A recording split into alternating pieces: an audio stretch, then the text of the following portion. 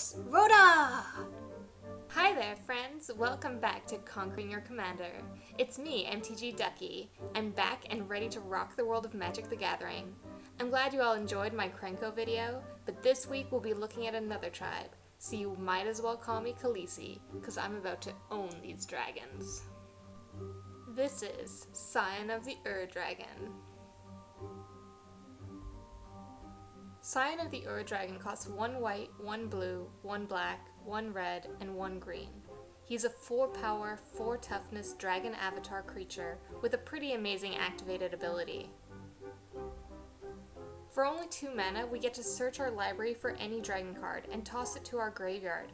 But just wait, there's more. Not only does the dragon go to our graveyard, but Scion becomes a copy of that same dragon. Oh my god, right?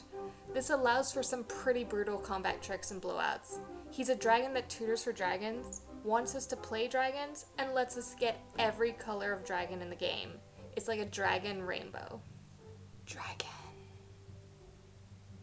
Let's look at how a typical game can unfold. One of the hardest parts about playing any deck that has more than one color is consistently hitting the right hands. For this reason, the first few turns with Scion are often used to either ramp or tutor for any colors you might be missing.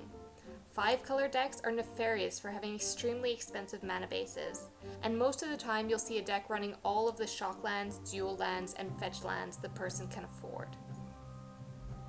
You'll also want to play a few of the green ramp spells that let you tutor for either multiple basics or multiple types. Skyshard Claim, while only letting us find forests, can in fact tutor for the original duals and shocks, which means we can get 2 of the colors we might be missing. Chromatic Lantern is also a great inclusion, as it will allow any of our lands to tap for whichever mana we need. Prismatic Omen is a bit of an expensive enchantment, money-wise, but can really help smooth out our lands in a similar way to Chromatic Lantern. It doesn't hurt to double up on these effects, since we'd rather have both in hand than be stuck with only 3 or 4 colors on the field. You can also consider playing some smaller enchantments or creatures to help get ready for our later game. Dragonlord Servant and Dragon Speaker Shaman, Goblins represent! Both help to reduce the cost of our dragons. Although they provide little help to Scion initially, they'll greatly help reduce his cost after he's eaten a few removal spells. Dragon Tempest is a fun and flavorful way to give some of our heaviest hitters haste. It also gets to blast people in the face for damage every time we play a dragon, which, spoiler alert, is going to be fun. By now you've hopefully been able to hit all of the colors you need, and you've cast Scion with some means of protecting him, either in hand or on the field. You're going to want to pick the biggest threat and start swinging in. Most often, the biggest threat for our deck will be a strong control deck or a quick combo deck, so they must die. Some of the best dragon cards to use Scion's activated ability on are Nicole Bolas, the dragon and not the planeswalker, and Dragon Tyrant.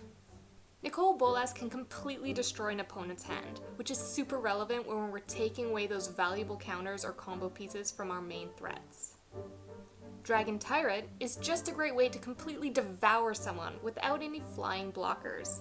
He has everything we could want for an aggressive swing: trample, double strike, and a fire-breathing activated ability. You can also try out some fun additional attack phase dragons like Scourge of the Throne and Hellkite Charger. Ideally by now you're in a strong command of the table, but just in case, you're going to want to pack some emergency plans. Crux of Fate is a great board wipe to clear the way for our draconic dream team. Here we come. You'll always want to pick the destroy all non-dragon creatures mode, naturally. Dragonstorm is another thematically on-point spell, albeit a little worse than most of the other cards we'll be running. Unless you dedicate a few slots towards cheap cantrips or ritual spells, you'll usually only get 1 or 2 copies of this. Your mileage will vary. One of the dragons I like to keep in reserve is Bladewing the Risen. He serves 2 purposes for our deck. First and foremost, he brings back any of those dragons we've been dumping for free. Yeah. Second, for a small investment of only 1 black and 1 red, we get to pump up all of our dragons by 1 power and 1 toughness. Not too shabby if you ask me. Lastly, Living Death or Rise of the Dark Realms are a great way to get back all of those lovely dragons we've been pitching to the graveyard. I would probably say that Living Death is the better of the two since it's faster, but you need to use it cautiously if you're playing against a graveyard-based deck.